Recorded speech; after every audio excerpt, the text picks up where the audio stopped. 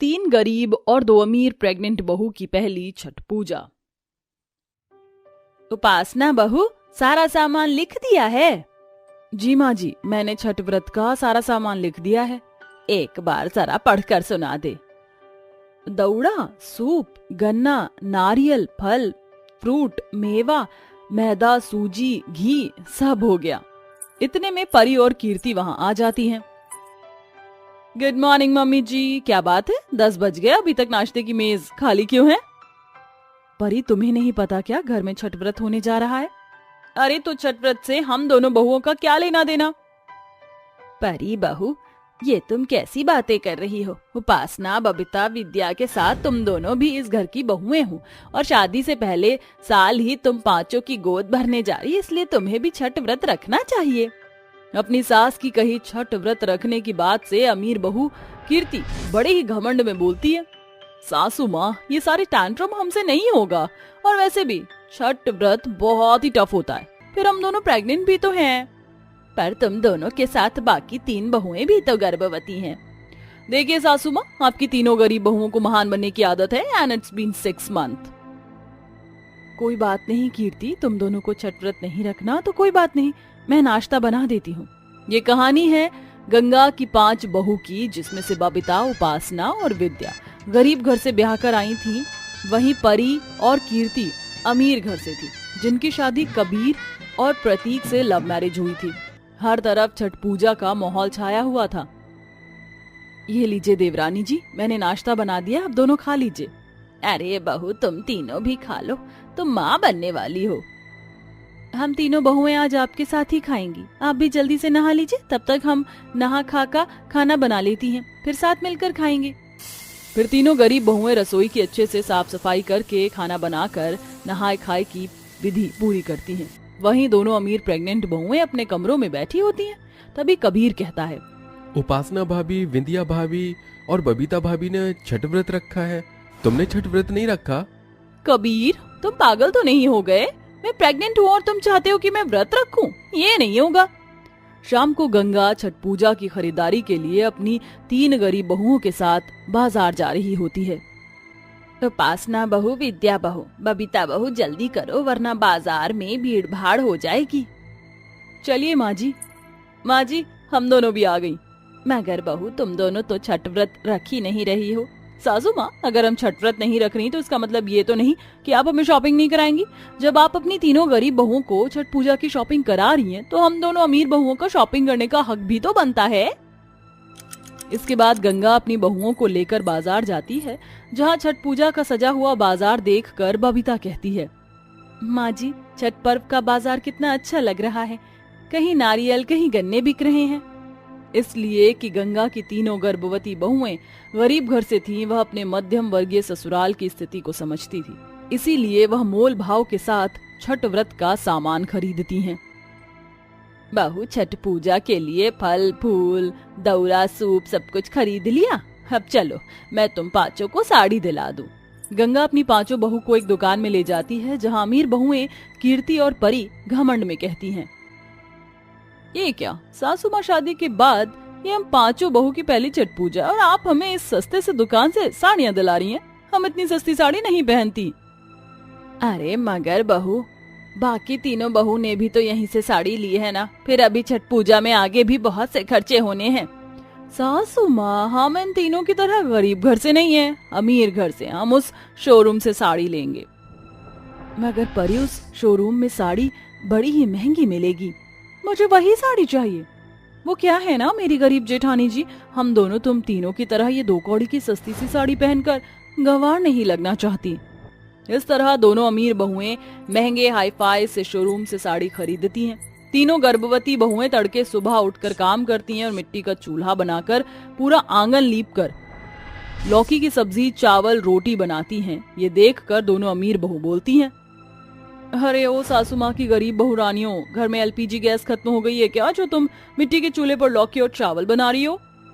देवरानी जी, आज खरना है और छठ व्रत की मान्यता के अनुसार खरना का खाना मिट्टी के चूल्हे पर ही बनता है। हाँ हाँ ठीक है, अब तुम तीनों खाओ ये लौकी और भात और मनाओ छठ मैया का व्रत। मैंने पिज्जा ऑर्डर किया है, डिलीवरी वाला आए तो मेरे कमरे में पिज्जा भेज देना।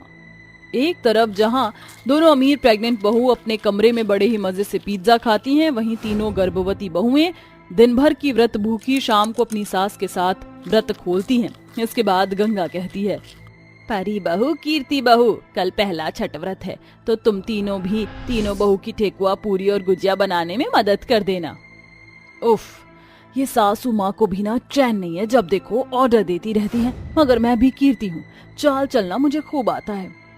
सासू माँ, मैं जेठानियों का हाथ बटा तो देती, मगर ये सारे पकवान मुझे बनाने कहाँ आते हैं। और अभी कल के छठ पूजा के लिए मुझे बहुत सी तैयारी भी करनी है, पार्लर भी जाना है। कोई बात नहीं माँ जी, हम तीनों बहुएं मिलकर छठ पूजा का सारा पकवान बना लेंगी। छठ पूजा की भोर से ही व्रत भूखी भक्ति के साथ तीनों गर्भवती बहुएं मिट्टी के चूल्हे का धुआं झेलकर बहुत सारे पकवान बनाकर दौरा सजाती हैं। वहीं दोनों अमीर प्रेग्नेंट बहुएं शाम को पार्लर से सज कर आती हैं। फिर तीनों गर्भवती बहू छठ पूजा का दौरा माथे पर उठा लेती हैं और नंगे पांव छठ घाट जाती हैं। चलिए माँ जी, चलते हैं।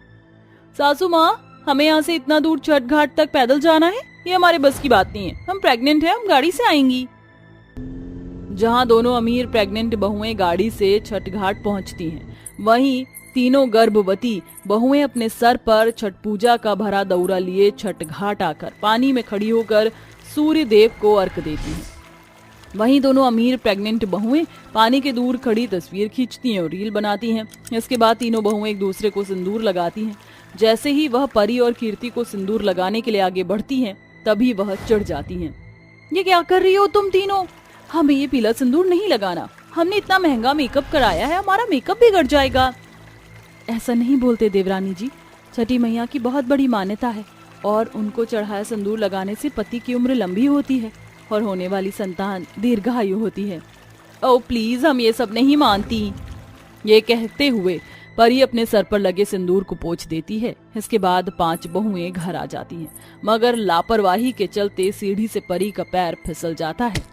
आह, मेरा बच्चा, मुझे बहुत दर्द हो रहा है। सभी परी को लेकर अस्पताल भागते हैं। थोड़ी देर बाद, डॉक्टर साहब, मेरी बहू, उसका बच्चा, वो दोनों ठीक तो हैं? देखिए, उनकी हालत बहुत ही कॉम्प्लिकेटेड है, हमें नहीं लगता कि उनका बच्चा बच पाएगा। ये सुनकर सास गंगा की आंखों से झरझर आंसू बहने लगते हैं। तभी तीनों गरीब गर्भवती बहू उसे हिम्मत देते हुए कहती हैं, छठी मैया पर भरोसा रखिए माँ जी, वो अपने छठ पर्व के दिन हमारे घर से खुशियां नहीं छीन सकती। इसके बाद तीनों व्रत भूखी हुई छठी मैया से रो रो कर विनती करती हैं, जिससे कि परी और उसका बच्चा दोनों बच जाते हैं और उसके होश आने पर कीर्ति उसे सारी बात बताती है। इसके बाद ना सिर्फ परी और कीर्ति को छठी मैया पर भरोसा होता है, बल्कि उनका मन बड़ी आस्था से भर जाता है और अगले दिन उपासना, विद्या और बबीता के साथ वह दोनों भी आंचल फैलाए सूप में प्रसाद लिए पानी में खड़ी होकर अर्घ देती हैं। हे छठी मैया, मैं आपका धन्यवाद देती हूँ जो आपने मेरी कोख उजड़ने से बचाया, इसलिए ये जोड़ा सूप का प्रसाद में मैं आपको अर्पण कर रही हूँ। इसके बाद तीनों बहुएं अपनी सास को भर मांग सिंदूर लगाकर पांव छूती हैं। दोनों अमीर प्रेग्नेंट बहुएं भी अपनी सास के पांव छूकर कहती हैं, माँ जी, हम जानते हैं अमीरी के घमंड में हमसे बड़ी भूल हुई है, मगर अब मैंने पूरी तरह से छठी मैया के छठ पर्व की मान्यता और उनकी दया को अपने पर होते हुए देखा है। अपनी बहू की मांग में भी ये सदा सुहागन रहने के सिंदूर भरकर हमें आशीर्वाद दीजिए। परी बहू, कीर्ति बहू, आज मैं बड़ी खुश हूँ क्योंकि मेरी 5 बहुओं ने छठ पर्व किया है। दूधो नहाओ, पूतो फलो। गंगा दोनों प्रेग्नेंट बहू को छठ पर्व का पीला सिंदूर लगाती है, जिसके बाद 5 प्रेग्नेंट बहुएं छठ घाट पर अपने दौरा में से भक्तों को ठेकुआ, गुजिया का प्रसाद बांटती हैं और 5 बहुओं की छठ पूजा खुशी से बीतती है। ओफो, सुबह होती नहीं कि ये गाय जोर जोर से रम्हाना शुरू कर देती है और अच्छी खासी नींद खराब कर देती है। ऐसा कहते हुए काव्या अपने कान पर तकिया रखकर फिर से सो जाती है। तभी इस बार गाय और भी जोर से रंभाती है। मंगली की बच्ची, बस बहुत हो गया, आज तो मैंने भी इस मंगली की माँ बहन नहीं की तो मैं भी काव्या नहीं। काव्या गुस्से में बड़बड़ाते हुए आंगन में आती है, जहाँ बबीता मिट्टी से चूल्हा लीप रही होती है तो रज्जो राख से बर्तन धो रही होती है और चंदा एक बगल में खूंटे से बंधी गाय का दूध दूह रही होती है। अरे बसरी मंगली, अब जल्दी से दूध दे दे, फिर मैं तुझे हरी भरी घास और चोकर खाने को दूंगी। तभी दिव्या भी शॉर्ट निक्कर पहने वहां आकर गुस्से में कहती है, वाह वंडरफुल, तुम तीनों ने तो जैसे कसम खा रखी है हमारा खून पीने की, या फिर जीने नहीं दूंगी मूवी देख ली है। देवरानी जी, हम गांव से हैं, शहरी फिल्म नहीं देखते, हमको तो ससुरा बड़ा पैसा वाला फिल्म ही पसंद है, एकदम गजब का है। ओह जस्ट शट अप, सबसे पहले तो इस गाय को चुप कराओ, और ये इतनी गंदी बदबू कहाँ से आ रही है? ओह गॉड, इतना सारा गोबर, इट्स सो स्मेली। ये कहते हुए दिव्या उल्टी कर देती है और उसे देखकर काव्या को भी उल्टी आ जाती है और वो बेहोश हो जाती है। पता नहीं हमारी दोनों शहरी देवरानियों का क्या होगा, गोबर देखकर कौन बेहोश होता है। तभी बबीता दोनों की नब्ज देखकर कहती है, मुबारक हो माँ जी, आप दादी बनने वाली हैं, हमारी देवरानी के पैर भारी हैं।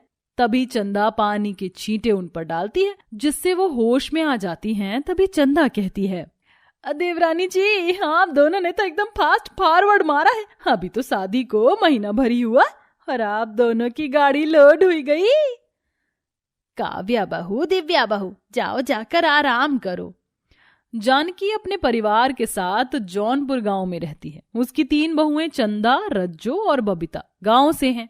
वहीं दिव्या और काव्या शहर से, जिनकी शादी 1 महीने पहले ही लव मैरिज हुई। खाना बनाने के बाद तीनों आंगन में उपले बनाने बैठ जाती हैं। अरे बहू, पहले तुम तीनों खाना तो खा लेती, अभी से ही उपले बनाने में लग गई। माँ जी, गोबर ज्यादा इकट्ठा हो गया था और आज नहीं तो कल उपले बनाने थे, तो आज ही सही। वैसे भी दिव्या और काव्या को गोबर की बदबू से उल्टी हो रही है, और वो भी हम तीनों के साथ जब माँ बनने वाली है। माँ जी, हम आज ही दिवाली के लिए गोबर के कंडे भी बना लेंगे। दिवाली में दिन ही कितने बचे, 2 महीने ही तो हैं। इसी तरह से 2 महीने भी बीत जाते हैं और दिवाली आ जाती है। तभी जानकी अपनी 5 बहू को अपने पास बुलाकर कहती है, चंदा बहू, रज्जो बहू, बबीता बहू, दिव्या बहू और काव्या बहू, जरा मेरे पास आओ। हो सासू माँ को भी चैन नहीं है ना, जब देखो ऑफिस के मैनेजर की तरह जब मनचाहे मीटिंग ले लेती है। जी माँ जी, आपने हम सबको बुलाया, कुछ दिनों में दिवाली है, तुम 5 अभी से ही दिवाली की सफाई शुरू कर दो। दिवाली की सफाई का नाम सुनते ही दोनों शहरी बहू के चेहरे पर 12 बज जाते हैं और वो बहाने बनाती हैं। सासू माँ, मैं दिवाली की सफाई कर तो देती, मगर मुझे धूल मिट्टी से एलर्जी है और फिर मैं प्रेग्नेंट भी तो हूँ। हाँ, क्यों नहीं काव्या देवरानी जी, प्रेग्नेंट तो अकेली तुम ही हो, हम तीनों ने तो सिलेंडर का हवा भर लिया है। जेठानी जी, आपको मेरे बीच में बिना टांग अड़ाए चैन नहीं पड़ता। अरे कोई बात नहीं चंदा, काव्या, तुम दोनों झगड़ो मत, आज के लिए काव्या को आराम करने दो। दिव्या तुम आओ। मैं? प्लीज बबीता भाभी, मुझे ना कान तबाई बनने का थोड़ा भी शौक नहीं है और मेरे पेट में भी दर्द है। हाँ, 3-4 महीने में ही तुम्हारा बच्चा दुलत्ती जो मारने लगा होगा। दोनों शहरी बहुएं बहाने से दिवाली की सफाई से बचकर बड़ी ठाठ से अपने कमरे में बैठकर मजे करती हैं। वहीं बेचारी तीनों गांव की गर्भवती बहुएं 6-7 महीने की प्रेग्नेंट होकर भी दिवाली की सफाई करती हैं। तभी चंदा को गंदे पर्दे चादर हाथ से धोता देखकर दिव्या उसे चिढ़ाती है, रगड़ रगड़ कर साफ करो, मेरे हाथों को माफ करो, दाग जाते ही नहीं। देखो देवरानी जी, एक तो तुमने दिवाली की सफाई में हाथ नहीं लगाया, तो अब हमारी खोपड़ियां खराब नहीं करो। अले ले बेचारी, तुम तीनों को कितना काम करना पड़ रहा है। क्या बात बबीता भाभी, तुम तो एकदम बाबू भैया की तरफ फर्श घिस रही हो। खैर, मुझे भूख लगी है। रज्जो जेठानी जी, मुझे ना गाजर का हलवा खाना है। मगर दिव्या, तुम देख रही हो ना, अभी हम दिवाली की सफाई कर रहे हैं। दिवाली की सफाई तो तुमने कराई नहीं, अपना हाथ पांव चलाकर खुद बनाकर खा तो सकती हो। तभी दिव्या बड़े ही घमंड से कहती है, मुझे तो गाजर का हलवा ही खाना है। #दिवाली वाइब्स। कोई बात नहीं रज्जो, तुम दिव्या को हलवा बनाकर दे दो। किसी गर्भवती औरत को उसकी मनपसंद खाने के लिए तरसाना अच्छा नहीं होता। रज्जो दिव्या को हलवा बनाकर दे देती है। ऐसे ही हर रोज बेचारी तीनों गांव की बहुएं दिन भर दिवाली की सफाई करती रहीं। वहीं शहरी बहुएं गंद मचाती, जिसे देखकर चंदा कहती है, अब बस बहुत हो गया। ये दोनों अपने प्रेग्नेंट होने का फायदा उठाकर दिन भर पैर पसारे अपने कमरों में पड़ी पड़ी हम तीनों को ऑर्डर देती रहती हैं। ऊपर से हम घर के काम के साथ साथ गर्भवती होकर भी दिवाली की सफाई में दिन दिन भर लगी रहती हैं। फिर भी ये हमारा काम बढ़ा रही हैं।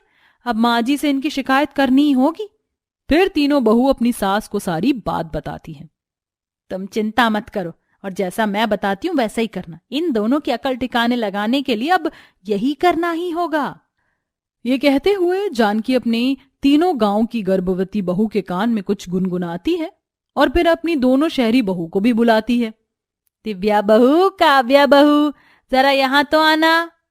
हो वो अब क्या हो गया मम्मी जी, आपने अब यहाँ क्यों बुलाया? आपको पता है ना हम दोनों प्रेग्नेंट हैं। जानती हूँ बहू, मगर ऐसी हालत में तुम दोनों हाथ पांव चलाती रहोगी तो पेट में पल रहे बच्चे भी एकदम तंदुरुस्त स्वस्थ रहेंगे। खैर इस घर परिवार में ये तुम दोनों की पहली दिवाली है और आज धनतेरस है, तो आज तुम दोनों को गाय के गोबर से 11-11 कंडे बनाने हैं और गौशाला भी दिवाली के लिए साफ करना है। ये सुनकर उन दोनों शहरी बहुओं का मुंह बन जाता है। मगर सासू माँ, हमने ये पहले कभी भी नहीं किया। हम जानती हम दोनों शहर में रही हैं, हम ये कैसे करेंगे? ठीक वैसे ही जैसे हम तीनों करते हैं। फिर दोनों बड़बड़ाते हुए गौशाला में आती हैं और डरते डरते अंदर घुसती हैं। हेलो मंगली। दोनों प्रेग्नेंट बहू नाक भौं सिकोड़कर गोबर उठाती हैं। वहीं तीनों बहू और सास उन्हें दूर से देखती हैं। बबीता दीदी, रज्जू दीदी, जरा देखो तो ये दोनों गोबर की बदबू से कैसे मुंह बना रही हैं। Yuck, it's so smelly and dirty. ऐसे तो अच्छा हम दोनों घर में दिवाली की सफाई कर लेते, तो कम से कम ये गोबर तो साफ नहीं करना पड़ता। जैसे ही दोनों गोबर साफ करके उठती हैं तभी गाय पूंछ उठाकर और गोबर कर देती है।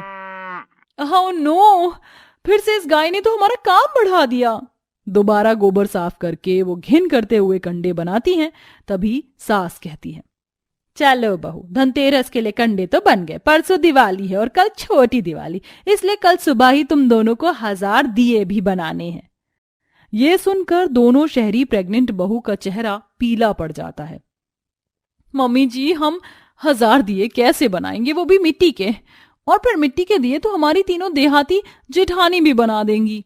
नहीं बहू, दिए तो तुम दोनों को ही बनाने हैं। ये सुनकर दोनों शहरी बहू की आंखों में आंसू आ जाते हैं और उन्हें अपनी गलती का एहसास होता है। माँ जी, हम समझ गए हैं आप हमारे साथ ऐसा क्यों कर रही हैं, क्योंकि हमने अपनी तीनों जेठानियों के साथ भी ऐसा ही किया था। हमने काम चोरी की, दिवाली की सफाई में अपनी जेठानियों का हाथ नहीं बटाया, जबकि वो हमसे ज्यादा महीनों की प्रेग्नेंट है। मगर आज कुछ ही देर में बस गौशाला की सफाई करके और 11 कंडे बनाकर ही हमारी हालत खराब हो गई। मगर हमारी जेठानियां तो हर दूसरे दिन इतने सारे गोबर से गर्भवती होकर भी उपले बनाती हैं, मिट्टी के चूल्हे का धुआं झेलकर खाना बनाती हैं और सभी का कितना ख्याल रखती हैं। फिर भी हमने दिवाली की सफाई में ना तो इनका हाथ बटाया बल्कि इनका काम बढ़ाया। चलो, देर आए दुरुस्त आए। कम से कम देवरानी जी, आपको हमारी परेशानी समझ तो आई। हमने बस आप दोनों को एहसास दिलाने के लिए ये सब किया था। चलो, अब दिवाली की बाकी की सफाई कर लेते हैं, शाम को धनतेरस की पूजा है। दोनों शहरी बहुएं तीनों के साथ मिलकर दिवाली की सफाई करती हैं और पूरा घर दिवाली से सजाती हैं और एक साथ मिलकर दिवाली की रंगोली बनाकर, मिट्टी के दिए जलाकर दिवाली मनाती हैं।